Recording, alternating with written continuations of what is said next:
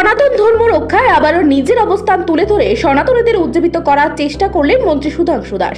আর মাত্র কয়েকদিন তারপরে রাজ্যবাসী মাতবে উৎসবের আনন্দে। পুজো মানে সনাতনীদের মধ্যে নতুন জামা কাপড়, খাওয়া দাওয়া, পরিবার বন্ধু বান্ধবের সঙ্গে ঘুরে মণ্ডপে মণ্ডপে ঠাকুর দেখার ধুম। কিন্তু এখনো অনেক দুস্থ পরিবার রয়েছেন যাদের পক্ষে অর্থের অভাবে পুজোর নতুন কাপড় কেনা সম্ভব হয়ে ওঠে না। আর সেই সব দুস্থ মানুষের পাশে প্রতি বছর দাঁড়ান ঊনকোটি জেলার ফটিকরাই কেন্দ্রের বিধায়ক সুধাংশু দাস। বিধায়ক হবার পর থেকে নিজ এলাকার দুস্থ মানুষের মধ্যে নিজের উদ্যোগে পুজোর নতুন কাপড় বিতরণ করে আসছেন তিনি। ব্যতিক্রম নয় এবারও। শরৎ উৎসবের আগে থেকে শুরু হয়েছে বিধায়ক তথা মন্ত্রীর উদ্যোগে বস্ত্র বিতরণ কর্মসূচি। শুক্রবার ফটিকরাই বাজারে অনুষ্ঠিত হয় বস্ত্র বিতরণ। উপস্থিত ছিলেন মন্ত্রী সুধাংশু দাস, ঊনকোটি জেলা পরিষদের সভাধিপতি অমলেন্দু দাস, কুমারঘাট পঞ্চায়েত সমিতির চেয়ারপারসন সুমতি দাস এবং ফটিকরাই ও রাজনগর গ্রাম পঞ্চায়েতের দুই প্রধান সহ অন্যান্য অতিথিরা। অনুষ্ঠানে আলোচনা রাখতে গিয়ে এদিন সনাতন ধর্ম রক্ষায় নিজের অবস্থান তুলে ধরে বাংলাদেশের প্রসঙ্গ টেনে মন্ত্রী বলেন, বাংলাদেশে যেভাবে সনাতনীদের উপর আক্রমণ করে মন্দির সহ দেবদেবীর মূর্তি ভেঙে পুজো বন্ধ করে দেওয়া হচ্ছে, তার বিরুদ্ধে রুখে দাঁড়াতে হবে।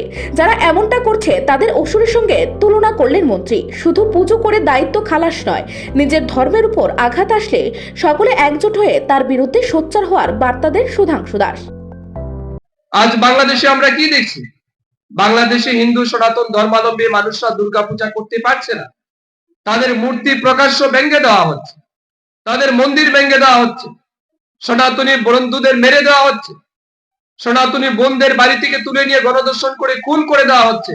মাথায় রাখবেন, তারাই সমাজের অসুর। এই অসুরদের বিনাশ করার জন্য দেবী দুর্গা আসবেন না, দেবী কালী আসবেন না, আপনার ভগবান আসবেন না। তাদেরকে রক্ষা করার জন্য, এই ধর্মকে রক্ষা করার জন্য আমাদের সবাইকে একমত হয়ে নিজের ধর্মকে রক্ষা করতে হবে।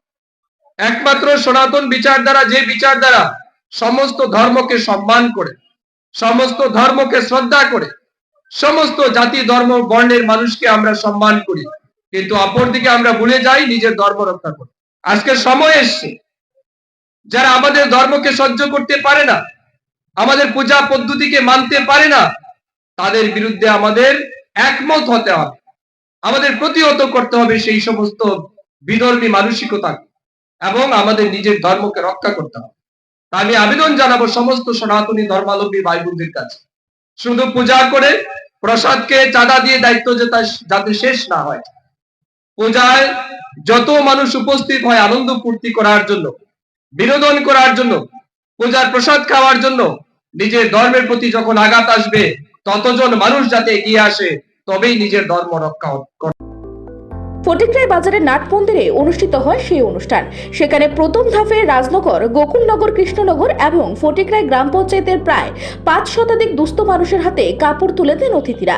মন্ত্রীর হাত থেকে পুজোর উপহার স্বরূপ নতুন কাপড় পেয়ে খুশি সাধারণ মানুষ। কুমারঘাট প্রতিনিধি রিপোর্ট, এশিয়ান টাইমস।